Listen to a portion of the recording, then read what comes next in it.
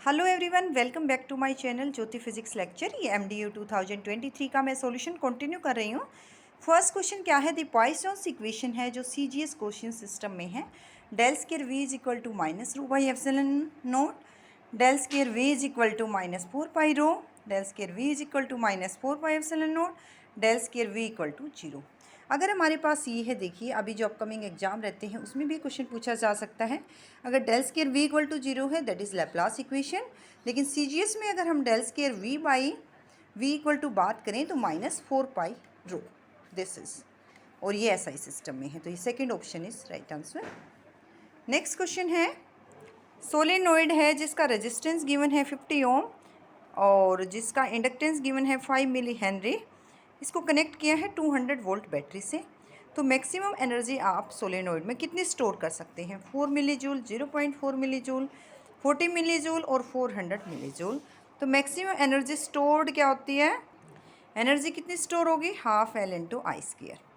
Half L की value है जो है मिली हेनरी में 5 इंटू 10⁻³ और आई कहाँ से आएगा? V by are. वोल्टेज थी 200 वोल्ट यानी V square by R square. I square है यहाँ पे, आर क्या था? 50 स्केयर। इसको मैंने सोल्व किया, that is equal to half से 2.5 इंटू 10⁻³ था। यहाँ से न्यूमरेटर में 10⁻⁴ हो गया, 10 रह गया, into 2 square 4, that is equal to 25 into 10⁻², which is further equal to 40/1000 और you can say 0.040 जूल और you can say 40 milli joule. तो यही इसके पास ऑप्शंस था। नेक्स्ट क्वेश्चन हमारे पास था, इंडक्टेंस है जो कितना है? 2 हेनरी है, रेजिस्टेंस है आपका 10 ओम, उसको कनेक्ट कर दिया सीरीज़ में। इंडक्टेंस और रेजिस्टेंस को कौन सी बैटरी से? 5 वोल्ट से। Initial rate of change of current is 2.5 ampere per second, 2 ampere per second, 0.5 और 0.25। As I is equal to I naught into 1 minus exponential of minus R by L into T. आपका current ऐसे change होगा जब आपके पास inductance और resistance है।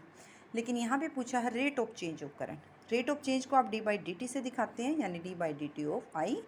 इसको differentiate किया मैंने दोनों साइड। आई नोट का क्या आ गया? 0 minus I naught into exponential का क्या होता है? एक्सपोनेंशियल AX का A into exponential of AX, यानी minus R by L I naught exponential minus R by L T. Minus minus plus हो गया, that is equal to R by L I naught exponential minus R by L into T. लेकिन initial पूछा है यानी time 0 है, तो ये value आ गई, ये वाली exponential 0 1 R by L I naught. R I naught को मैं लिख सकती हूँ E बाई एल। ई हमारे पास 5 गिवन था, एल हमारे पास 2 था henry, that is equal to 2.5 ampere per second. First option is right answer. Next question देखते हैं।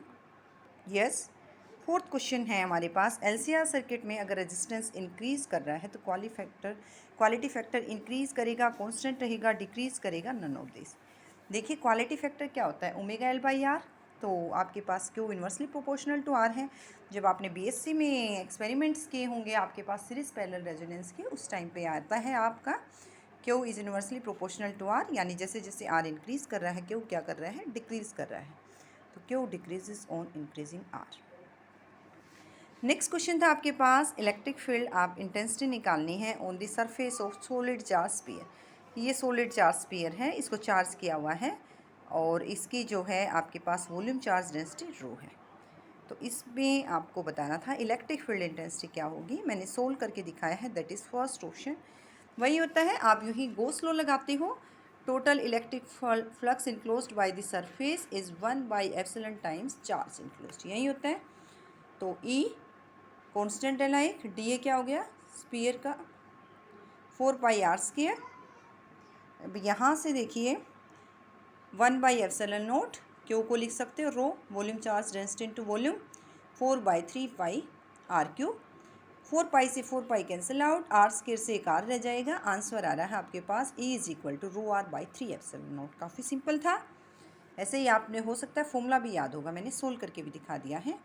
नेक्स्ट क्वेश्चन था, the phase difference between the voltage and current of LCR circuit in series में जब अगर हमारे पास हैं इंडक्टेंस, कैपेसिटेंस एंड रेजिस्टेंस, इसमें current और वोल्टेज में क्या फेज डिफरेंस होगा? इसका आंसर होगा 0, थर्ड ऑप्शन। नेक्स्ट क्वेश्चन था, bandwidth end voltage gain of N amplifier. अगर हम नेगेटिव फीडबैक यूज़ कर रहे हैं तो उस केस में हमारे पास वोल्टेज गेन पे क्या फ़र्क पड़ेगा, फीडबैक क्या होगा, सॉरी आपके पास जो है बैंडविड्थ क्या होगी, बैंडविड्थ तो इंक्रीज़ कर जाएगी तो वोल्टेज गेन क्या करेगा, डिक्रीज़ करेगा, यही होता है। तो यहाँ से वोल्टेज बैंडविड्थ तो हमारी इंक्रीज़ करेगी, वोल्टेज गेन क्या करेगा, डिक्रीज़ करेगा। This option is correct answer. Next question देखते हैं। The time base of CRO is developed by. देखिए टाइम बेस सिग्नल जो CRO में है वो कौन सा होता है, साटूथ सिग्नल होता है। First option is right answer. Next question है, इफ़ द टेम्परेचर, ये फर्स्ट ईयर में ही आ जाता है आपके पास कंसेप्ट, यानी फर्स्ट ईयर से काफ़ी क्वेश्चंस आए हैं आपके एम्पलीफायर, ऑसिलेटर, फीडबैक से। If the temperature of source and sink of Carnot engine having efficiency are each decreased by 100 kelvin. हमारे पास जनरल एफिशिएंसी क्या होती है कार्नोट इंजन की, ईटा, और फॉर्मूला क्या होता है 1 - T2/T1, where T2 temperature of sink, T1 temperature of source. अगर दोनों को मैं 100 से डिक्रीज़ कर दूँ तो मेरी एफिशिएंसी पे क्या फ़र्क पड़ेगा। अब मैं कह रही हूँ लेट अस से eta dash after decreasing temperatures by 100 kelvin it becomes 1 - T2 डैश/T1 डैश। आपको जनरल नहीं समझ आएगा, मैंने एग्जांपल से क्लियर कर दिया है। लाइक ये T2 है, आपको पता ही है T1 is always greater than T2, क्योंकि एफिशिएंसी न्यूमरेटर में क्या आ रहा है, T1 - T2/T1, एफिशिएंसी हमेशा पॉजिटिव होगी, तो ये मैंने ज़्यादा ले लिया। एफिशिएंसी आ रही हमारे पास T1 - T2 यानी 100/500, दैट इज़ 20% केल्विन। अब मैं इनको 100 केल्विन से डिक्रीज़ करी हूँ। T2 डैश कितना हो गया 300 केल्विन, T1 डैश कितना हो गया 400 केल्विन, ईटा डैश मेरा आ रहा है दोनों का डिफरेंस बाय T1 डैश, यानी 100/400 दैट इज़ 25%। तो आप देख सकते हो यहाँ से एफिशिएंसी क्या कर गई, इंक्रीज़। अब आपके कॉपी के कमेंट्स आ रहे हैं कि मैम पेपर हार्ड था। अब ऐसे ऐसे कंसेप्ट थे तो यहाँ पे एज इट इज़ क्वेश्चन तो आपसे नहीं पूछे जा सकते हैं। इसके अराउंड वैसे मैंने फिर भी काफ़ी क्वेश्चंस का आइडिया दिया हुआ था कि ये भी पूछा जा सकता है। तो इसके अराउंड ऐसे ऐसे क्वेश्चंस भी आपको अप्रोच खुद से करने चाहिए, वो प्रैक्टिस के लिए हैं। पिछले क्वेश्चन सेम नहीं आते हैं कभी भी, हमेशा। नेक्स्ट क्वेश्चन है, प्रैक्टिस से ही आपकी अप्रोच बढ़ती है। नेक्स्ट क्वेश्चन है, रिवर्सिबल प्रोसेस में the entropy of the universe क्या रहेगी, कांस्टेंट रहती है, तो यहाँ से रिमेन्स अनचेंज्ड। नेक्स्ट क्वेश्चन था, देखिए आप सेकेंड ईयर में भी थर्मोडाइनमिक्स किया है या प्रोग्राम किए हैं फाइनल ईयर में। Method which uses a list of well defined instruction to complete a task starting from a given initial state to end state is. देखिए कोई भी आप प्रोग्राम है तो उसका क्या करते हो आप, जिसमें इंस्ट्रक्शंस देते हो आप, अलगोरिथम बोलते हो उसको, तो उसका क्या यूज़ करते हो आप, algorithm. Third option is correct answer. Next question देखते हैं।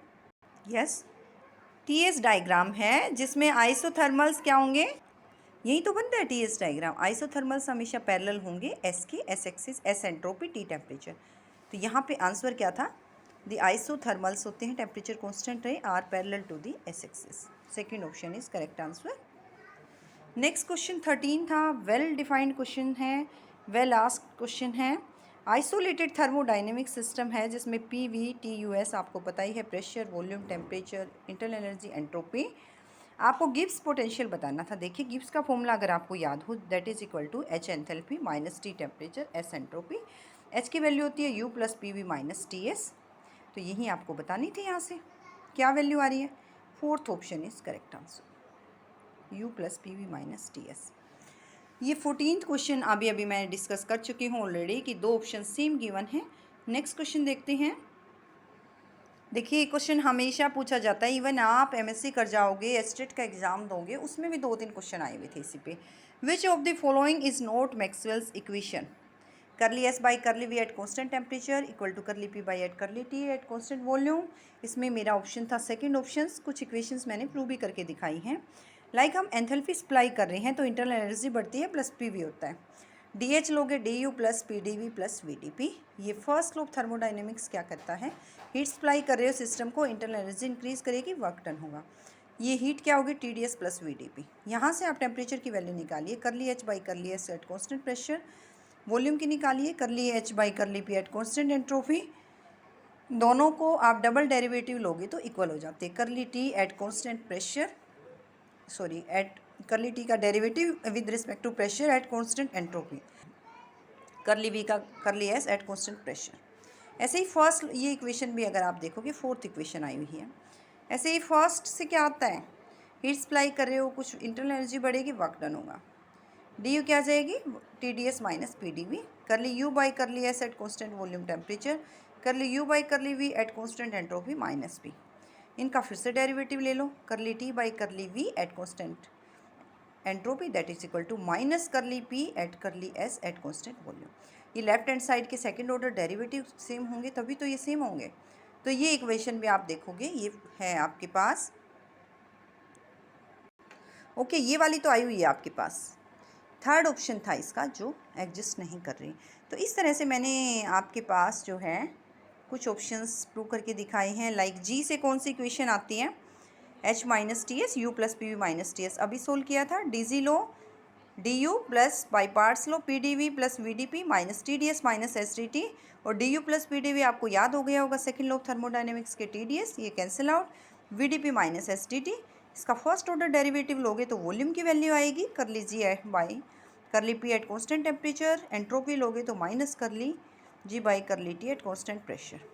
अब इनके फिर से डेरिवेटिव ले लो, एक बार आप ऑलरेडी पी के रिस्पेक्ट में ले चुके हैं तो कर ली वी का आप कर ली टी के रिस्पेक्ट में एट कॉन्स्टेंट प्रेशर, एंट्रोपी का कर ली S by curly P at constant temperature, और वो दोनों क्या हो जाती हैं सेम, क्योंकि लेफ्ट हैंड साइड सेम है।